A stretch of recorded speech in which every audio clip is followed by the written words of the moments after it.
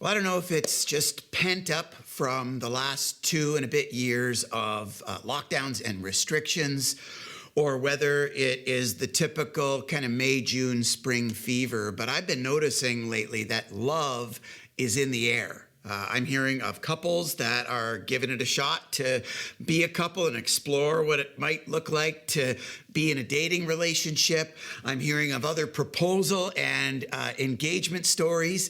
And a couple weeks ago, for the very first time since before the pandemic, got to attend a wedding celebration. And it's just kind of cool to watch how these love relationships kind of blossom from this like exploratory dating phase to that committed, engaged phase, all the way to the public collective celebration that is a wedding. It's pretty cool to see.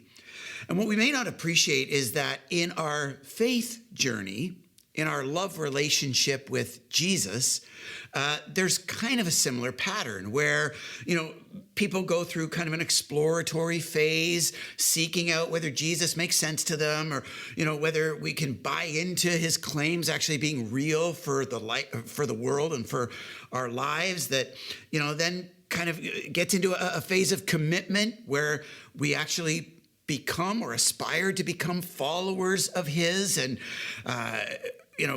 as we've talked about before, apprentice under him, learning of him in order that we could live like him. That kind of culminates, if we understand this spiritually, it kind of culminates with this public collective celebration, not a wedding, but what we call baptism. And for those who are newer to our church or haven't tracked with this series, we've been journeying through this last month, a series called At Our Best, which as we reopen and kind of relaunch or replant as a church, we want to kind of highlight those instances and those seasons where, from an individual faith perspective and together as a church family, we are at our best. And one of those involves these highlight reel moments that, much like a wedding day is a big day for a person and for a couple and for a family, this equivalent spiritual celebration called baptism represents some of those moments where we personally and as a church family are at our best, that we want to reclaim and celebrate together. Now, for review, baptism does a few things. I would say particularly baptism seeks to do three things in the life of a person. On the one hand, baptism serves as a form of initiation. It's actually kind of a rite of passage and serves as a form of initiation. Frankly, it was a form of initiation before Christian baptism was even sort of invented by Jesus. People were baptized into things or baptized for people to kind of be that rite of passage that initiated them. But then in Matthew 3:3, it says this. It says, Jesus came from Galilee to the Jordan River to be baptized by John, meaning John the Baptist. And in that moment, Jesus initiated himself and identified through this step of baptism, he identified with the teaching of John, predicting this promised Messiah that he ultimately was. And so since that point, followers of Jesus, in following his example, have been baptized in his name, identifying with him as well in that form of initiation. On top of that, though, it also kind of serves to illustrate something. Baptism metaphorically represents what Jesus has done in a person's life. There's some imagery there. You look at 1 Peter chapter 3, it says that water symbolizes baptism that now saves you, not through the removal of dirt from the body, but the pledge of a clear conscience towards God. It saves you by the resurrection of Jesus Christ. Notice how it says there that water just symbolizes. There's nothing magical about the waters of baptism. There's no secret sauce or anything, kind of supernatural in that sense that happens in a baptism. But it's the significance of what it symbolizes supernaturally in the life of a person. And in the same way that water washes away things on the outside, baptism symbolizes, and the water of baptism symbolizes the washing away of our conscience, the washing away of our sin that Jesus has done through his death and resurrection. And then thirdly, I think baptism at some level serves as kind of a visible declaration of those realities. Baptism makes a public statement. You see, in Romans 6:4, the Apostle Paul says, don't you know that all of us who were baptized into Christ Jesus were baptized into his death? We were therefore buried with him through baptism into death, in order that just as Christ was raised from the dead through the glory of the Father, we too may live a new life. What Paul is saying is that for people who've been baptized, we've made a statement. We made a statement about what's happened in our lives, and we've made a statement about what our lives now can be about, the new life that we want to live and live together through Christ. That's really why, from a spiritual perspective, baptism, similar to a wedding in a human relationship, why baptism is such a big deal, because of the way that it serves to initiate and kind of metaphorically represent and ultimately publicly declare something that has been evolving and kind of happening from the inside out, from this exploratory phase to a commitment phase to ultimately leading to this public collective celebration. And I want you to just notice, if you haven't before, that from that perspective, that's why we baptize adults around here, or baptize at least conscious young adults, people who can kind of be at the place and stage in their life where they can make a conscious decision themselves. It's called believers' baptism. And I say that because some of us may be familiar with or come from a different faith tradition that baptizes infants. And I want to just kind of dial down the contentiousness or the division or controversy or even the pain associated with those different convictions. Baptism in both those traditions, from a New Testament, New Covenant, like a post-Jesus reality, understand baptism as the New Covenant equivalent of what Jewish circumcision was to the Old Testament, Old Covenant relationship between Israel and God. And in both cases, they recognize that, because circumcision happened at birth, baptism would happen at birth as well. The difference between infant baptism and believers' baptism is that infant baptism kind of goes parallel in the sense that circumcision happened at physical birth, so baptism ought to happen at physical birth to represent the new covenant dynamic of that, where from a spiritual perspective, believers' baptism people understand that what baptism represents is spiritual, whereas what circumcision represented was more physical and biological in this family you were a part of. And so that happens not at physical birth, but at spiritual birth.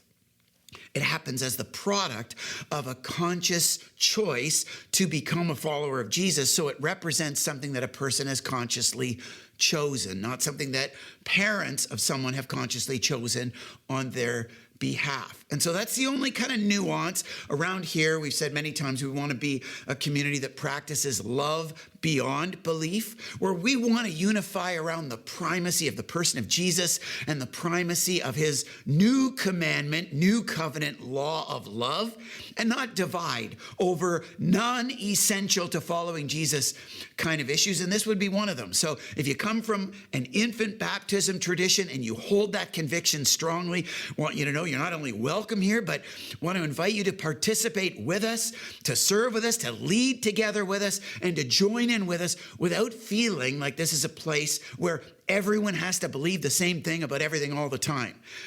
You don't have to hold that conviction. I just want you to understand why we come from the tradition we do, and therefore why baptism is such a big deal around here, because of what it celebrates in the conscious choice of people to represent what Jesus has done in their lives.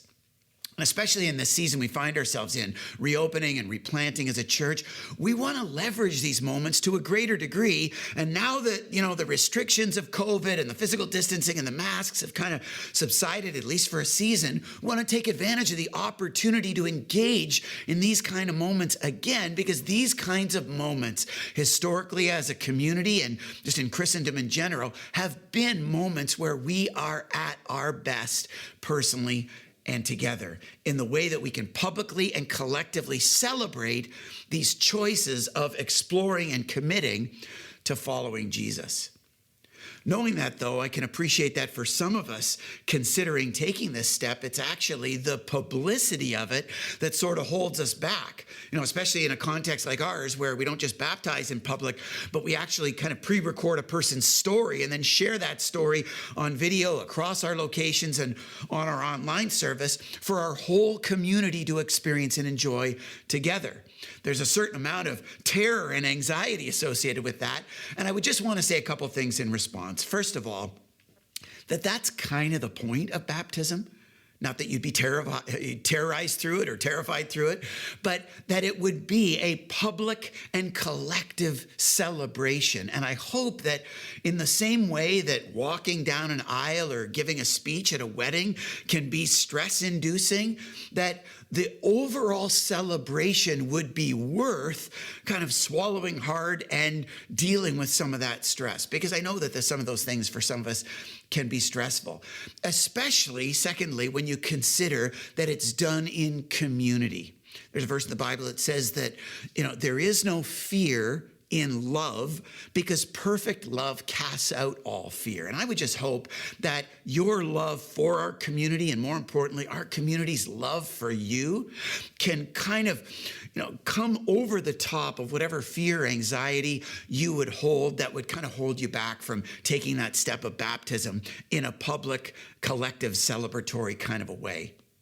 On top of that, I guess, as an additional objection, I know that there are some of us who, because of what baptism, or at least believers' baptism, seeks to represent in the start of a journey, almost like a wedding represents the start of a family's life together, we might feel like because we didn't get baptized when we started to follow Jesus, and it's been years later or maybe even decades later, that there's no point in it.